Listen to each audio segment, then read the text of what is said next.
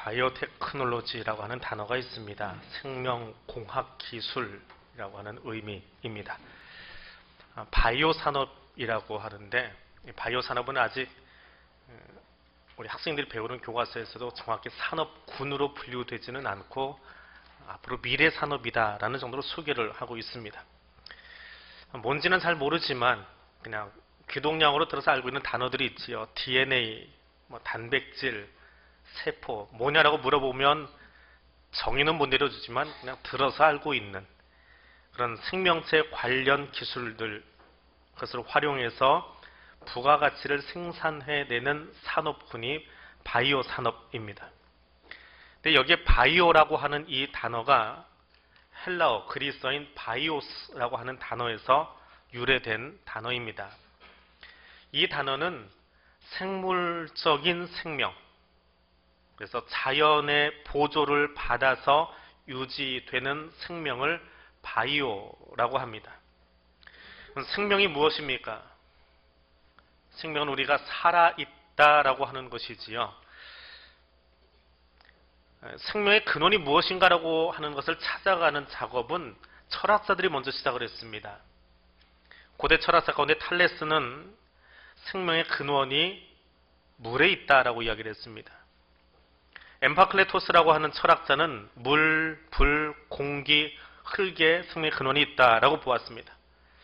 조금 진부한 철학자인 데모크리토스는 원자에 있다라고 이야기를 합니다. 근데 비단 철학자만 생명의 근원을 찾는 것이 아니라 수학자들도 찾아갑니다. 수학계의 거부라고 불리는, 대부라고 부를 수 있는 피타고라테스, 수학 시간에 한 번쯤은 이름을 들어보았을 무슨 정의하면서 배웠던 그 사람이 있지요. 그 사람도 생명의 근원을 찾아가는데 이 수학자인 피타고라테스가 이야기한 생명의 근원은 뭘까요?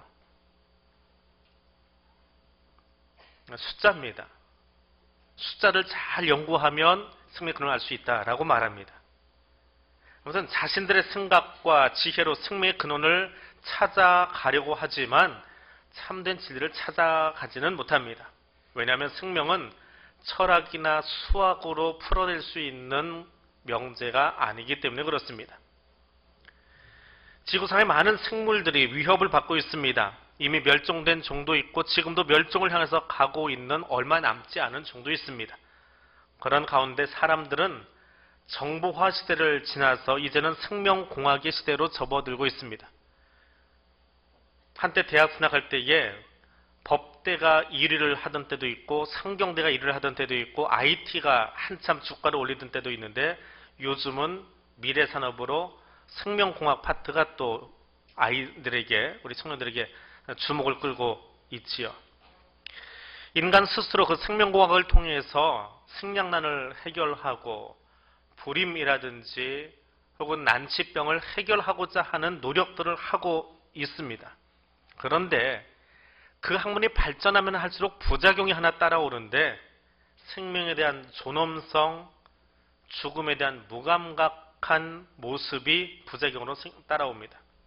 왜냐하면 생명을 복제할 수 있는 지경에 이르고 보니까 자신들이 신의 경제에 이르렀다고 착각하는 사람들이 생겨나기 때문에 그렇습니다. 과학은 우리들에게 편의성을 제공해주고 문화의 변화도 가져오지만 동시에 파괴자이기도 합니다. 그래서 더 이상 사람이라고 하는 것이 하나님의 창조의 신비로운 작품이 아니라 하나의 제품으로 전락하게 되는 부작용까지도 예측하기에 이르릅니다. 생명이 무엇일까요? 예수 오늘 본문에서 이렇게 이야기하십니다. 예수가 생명의 떡이다 라고 말합니다. 요한복음에서는 소위 자기 계시 언어, 예수님이 스스로를 얘기하는 겁니다. 내가 누구다, 헬라어로 에고 에이미, 나는 이런 사람이다 하는 말인데 이것을 여러 번 이야기하십니다. 그 중에 6장에서는 나는 생명의 떡이다 라고 이야기를 하십니다. 이 떡을 이야기하시면서 이스라엘 자손이 광야에서 먹었던 만나와 구별하여 이야기하십니다. 그리고 이 만나를 설명하기 위해서 하나 더 붙여놓은 이야기가 6장 제일 처음에 나오는 오병이어의 사건입니다. 그래서 오병이어를 풀어내면서 만나를 이야기하고 만나를 통해서 예수가 누구신지를 설명해 가는 71절의 긴 책이 요한복음 6장의 이야기입니다. 예수님이 여기서 결론적으로 이렇게 이야기하십니다. 나는 생명의 떡이다 라고 이야기합니다. 요한복음 6장을 시작하면 많은 사람들이 예수의 말씀을 들으려고 모여드는데 약 5,000명쯤, 그것도 남자만 어른만 5,000명쯤 모였다라고 이야기합니다. 그 몰려드는 것을 보시고 빌립에게 이야기합니다. 우리가 어디에 가서 떡을 사가지고 이 많은 사람들을 먹일 수 있겠느냐라고 물으십니다. 육체적인 굶주림을 만족시킬 만한 떡과 고기를 요구하고 계시는 겁니다. 근데 빌립을 비롯해서 많은 제자들은 그렇게 답하지요. 우리가 이 사람 다 먹이려면 떡도 부족한 데다가 200데나리온은 있어야 합니다. 돈과 떡이 필요합니다. 라고 이야기를 합니다. 그런 제자들에게 주시는 메시지가 오늘 본문입니다.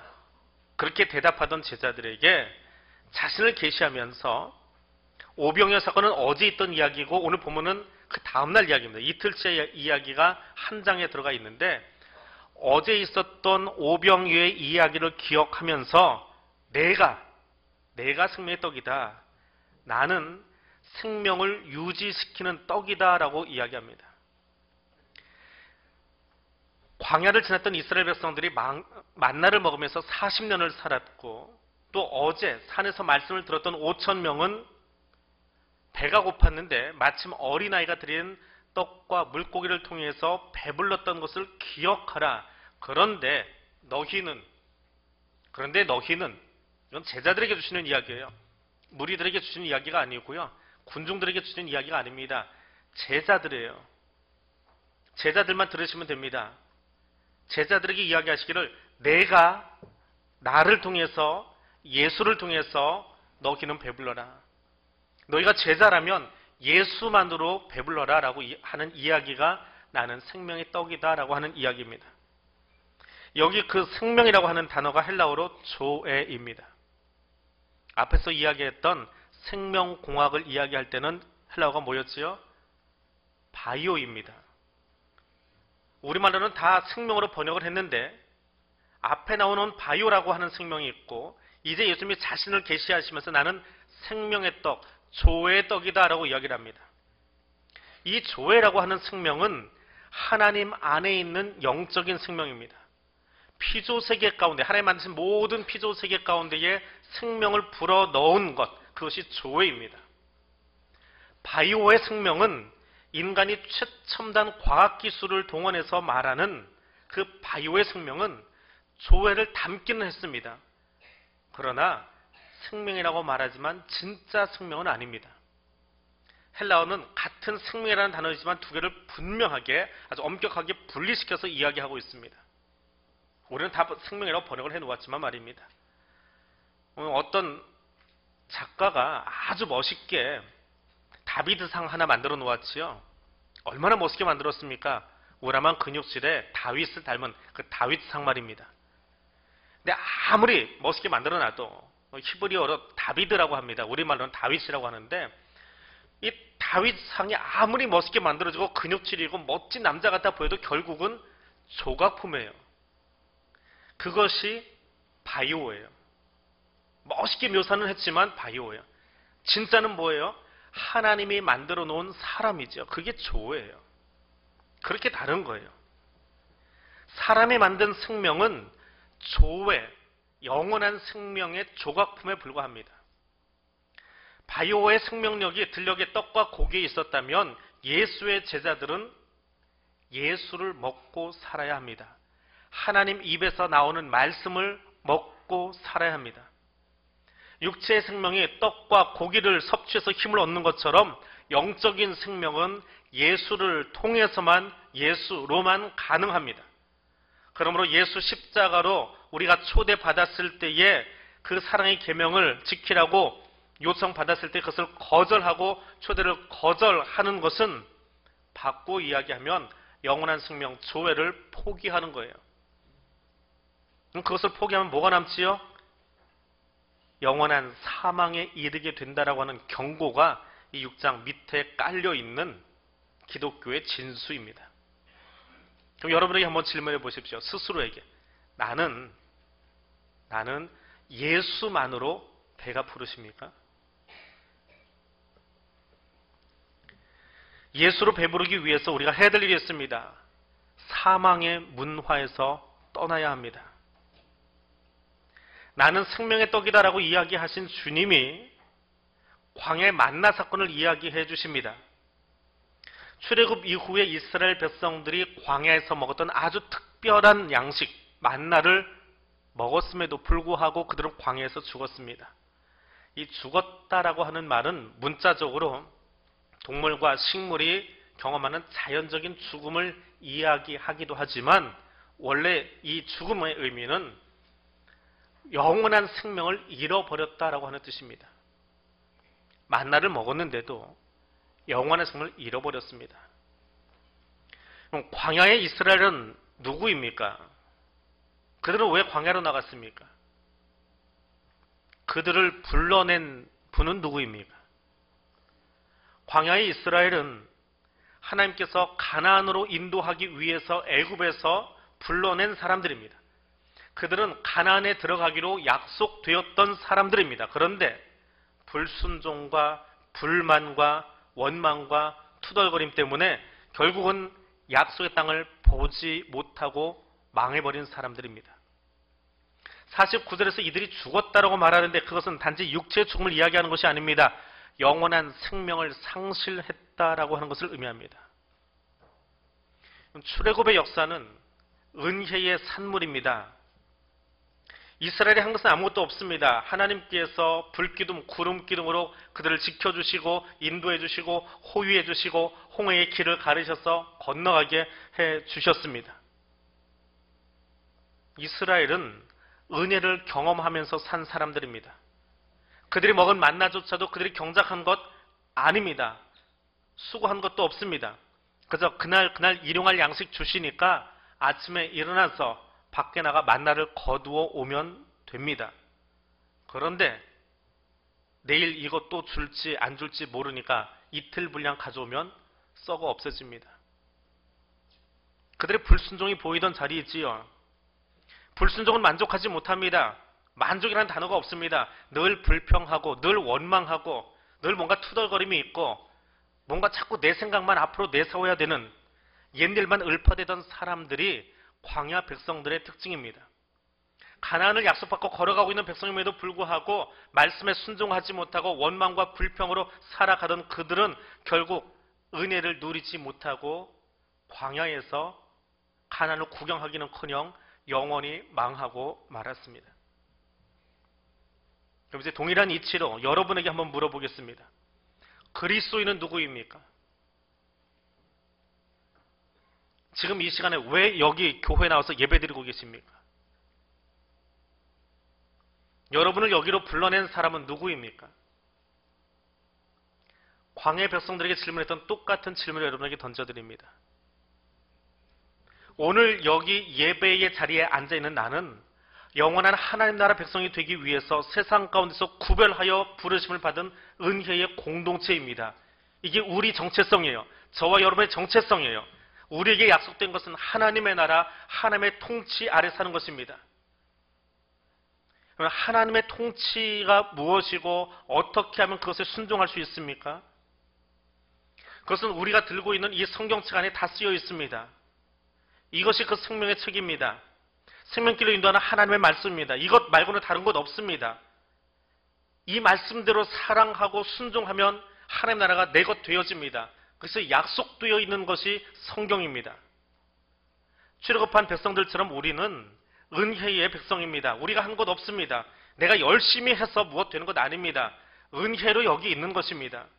나를 위해서, 죄인인 나를 위해서 예수님이 십자가에 죽으셨기 때문에 내가 오늘 여기 예배 자리에 있는 것입니다. 그것을 아는 자가 예배 드리는 거예요. 그런데 오늘 나는 어떤 문화에 속해 있습니까? 광야에서 살았던 고라와 그 일당처럼 사망의 문화 속에 살고 있지는 않으십니까? 불평과 원망과 판단과 정죄로 하나님을 대신하려고 하지 않습니까? 구별받았던 선택받았던, 섬기기 위해서 부름받았던 고라 일당이 어떤 사람들입니까? 그들이 하나님 된 거예요. 내가 판단하고 내가 옳고 내가 다 이야기해야 됐던 그 사람들입니다. 하나님을 대신하려고 했지요. 똑같은 이치입니다. 죄인이 나를 위해서 예수님이 십자가에 죽으시고 부활하셨다라고 고백한다면 고백으로 그치는 것이 아니라 내 삶이 그러해야 되지 않겠습니까? 성령의 법 아래에 살 수 있기를 원합니다. 내 입술이 생명의 언어로 채워질 수 있기를 원합니다. 옛 법에 사로잡혀서, 옛 문화에 사로잡혀서 입만 열면 누군가를 아프게 하고 누군가를 실망시키고 누군가를 넘어뜨리고 주저앉혀버리는 죽음의 문화가 아니라 성령의 언어가 붙여있게 내가 입을 열기만 하면 힘겹게 살아가던 사람도, 낙심하던 사람도, 어려워하던 사람도 그 입의 언어 때문에 힘을 얻고 일어설 수 있는 생명의 문화 속에 거할 수 있기를 원합니다. 노래를 불러도 다른 사람 침울하게 만드는 노래가 아니라 거룩하신 하나님을 찬양할 수 있는 그 찬양의 소리가 우리 입술 가운데 붙어 있을 수 있기를 원합니다. 힘겹게 일하는 사람들이 내가 가진 생명의 언어 때문에, 하나님이 주신 생명의 능력 때문에 입을 열기만 하면 나락에 떨어져 있던 사람도 다시금 일으켜 줄 수 있는 생명을 소유한 사람들이 될 수 있기를 원합니다. 우리 주변에 사회적인 무관심 가운데에 한 해 동안 150만에서 200만 건의 낙태가 행해지고 있다고 합니다. 한국 전쟁 당시에 죽어간 사람들보다 더 많은 사람이 20초에 1명, 하루에 6,000명의 태아가 생명을 잃고 있다는 통계치가 있습니다. 생명에 대한 존엄성, 가치가 없는 세태를 살고 있습니다. 생명에 대한 경외심이 없기 때문에 비단 낙태에 관한 이야기만이 아니라 내 입술의 언어까지도 그렇게 살아가고 있지 않습니까? 입만 열면 누군가를 아프게 하고, 입만 열면 누군가를 다치게 하고, 입만 열면 내가 누군가의 일하는 것까지도 끌어안혀버리려고 하는, 내가 하나님 되고자 하는 그 죽음의 문화가 혹시 나를 지배하고 있지는 않습니까? 그렇게 말하면서도 죄책감이 없습니다. 그렇게 말하면서도 두려움이 없습니다. 내가 창조주의 음성으로 지음받은 존재라면, 하나님의 말씀으로 내가 창조된 사람이라면 우리 사순절 기간 동안에, 아니 나의 삶 동안에 하나님을 두려워함으로 생명의 신비를 말하고 찬양할 수 있는 사람 될 수 있기를 원합니다. 내게 생명을 주신 분이 하나님이시기에 나도 내 입술을 열 때에, 내가 누군가를 바라볼 때에 지치고 죽어가던 영혼들을 살려주고 일으켜주고 힘을 북돋워 줄 수 있는 생명의 문화를 소유한 사람들 될 수 있기를 원합니다. 이것을 위해서 세상에 예수의 생명을 전하는 사람 되시기를 바랍니다. 51절 말씀에 예수님은 제자들에게 이렇게 말씀하십니다. 내가 줄 떡은 곧 세상의 생명을 위한 내 살이니라 말씀하십니다. 예수님은 세상에 생명을 주는 분이라고 소개합니다. 생명을 준다라고 하는 이 표현은 모세도 사용하지 못했습니다. 왜냐하면 모세도 하나님 집에 사환에 불과하기 때문에, 종에 불과하기 때문에 그렇습니다. 아무리 큰 대형교회를 하고 있고 교단 총회장을 한다 할지라도, 세계적인 부흥사라고 할지라도 목사가 성도에게 생명을 부여하지 못합니다. 왜요? 모세가 되었건 목사가 되었건 생명의 소유자가 아니기 때문에 그렇습니다. 생명을 줄 수 있는 사람은 생명의 주인 되신 그분만 줄 수 있습니다. 생명의 주인 되신 예수 그리스도 외에는 누구도 우리에게 생명을 수여할 수가 없습니다. 그래서 예수님은 본문 가운데에서 내가 지금 너에게 생명을 주고 앞으로도 생명을 주겠다라고 말씀하고 계십니다. 그것이 내가 줄 떡이다라고 하는 표현입니다. 하나님은 예수 그리스도를 통해서 그 십자가로 의를 이루시고 이를 믿고 받아들이는 자를 의롭다라고 칭해 주십니다. 그것을 받아들이고 그것을 믿게 하시는 것이 생명의 영인 성령 하나님이십니다. 사랑하는 성도 여러분, 여러분의 삶 속에 그 생명의 영이신 성령님이 여러분 삶의 주인이 되도록 맡겨드리시기를 바랍니다. 그러면 의와 평강과 희락으로 일생을 살아가게 되어집니다. 그렇게 살아가면 행복한 삶을 영원히 살 수 있게 되어집니다. 하나님은 요한을 통해서 공관복음서처럼 이야기하지는 않지만 좀 더 독특한 기법으로 기독교의 진수, 예수 그리스도의 살과 피에 대해서 적고 있습니다. 우리에게 생명을 주기 위해서 십자가 사건을 통해 자신의 살과 피를 먹고 마시도록 내어주신 그 사랑을 기념하며 나아가시기를 원합니다. 그리고 오늘 나의 삶을 통해서 그 예수 그리스도의 사랑이 내 눈빛으로, 내 입술로, 내 앞에 있는 사람에게, 함께 일하고 있는 사람들에게, 함께 섬기는 사람들에게 그들을 세워주고 격려해주고 지지해줄 수 있는 생명을 소유한 사람들 될 수 있기를 원합니다. 사순절 5번째 주일을 지나고 있습니다. 이제 이 질문을 여러분 스스로에게 던져보시기를 바랍니다. 오늘 나의 삶의 자리에서 예수 그리스도를 기억하고 있습니까? 오늘 이 예배 중에 예수 그리스도가 주시는 생명의 은혜를 기억하면서 살고 계십니까? 오늘 예수 그리스도의 십자가 능력이 내 삶을 통해서, 내 언어를 통해서, 내 눈빛을 통해서 여러분 지금 옆에 있는 사람에게 전달되고 있습니까? 나를 위해서 십자가 위에서 살을 찢으시고 마지막 피 한 방울까지 흘려주신 그 사랑을 기억하면서 우리 성만찬의 자리로 나아갈 수 있기를 원합니다. 기도하겠습니다. 생명의 주 여호와 하나님, 우리에게 영원한 생명을 주시려고 예수 그리스도를 보내주시고 그 아들 예수의 십자가 대속의 죽으심과 부활로 우리를 구원하여 주시니 감사드립니다.